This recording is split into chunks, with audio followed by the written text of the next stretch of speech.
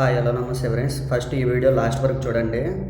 ఒక లంచ్కి కోపం వచ్చిందన్నమాట. ఇలాంటి కూరలు ఇస్తే డ్రైవర్ అన్న కూడా ఎవడైనా తింటాడా? ఇలాంటి కూరలు ఇస్తే ఎవడైనా తింటాడా? ఈ కూరలో ఇది కూర ఇది కద్దమ్మ అలాగ టిక్ టాక్ అన్నందుకు ఒక లంచ్ అన్నది ఎక్కడి నుంచి వస్తారా లంచ్ అది అవుతున్నా. ఇది ఎవడైనా తింటాడా?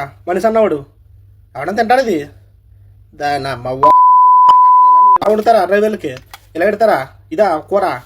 మీ అమ్మ కూరలు అన్న తల్లిద్దాం కట్టండి ఎవరు తత్తారంటే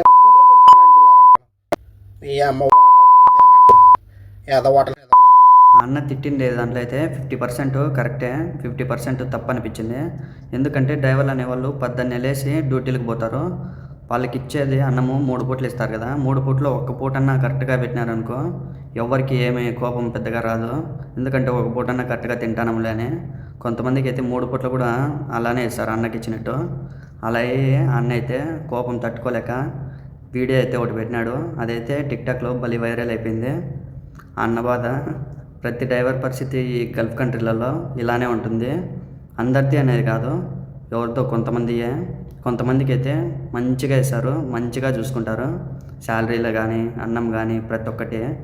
కొంతమందికి ఇలా చూసుకుంటారు, అన్నకు చూసుకుంటా అన్నట్టు. Okay friends, bye.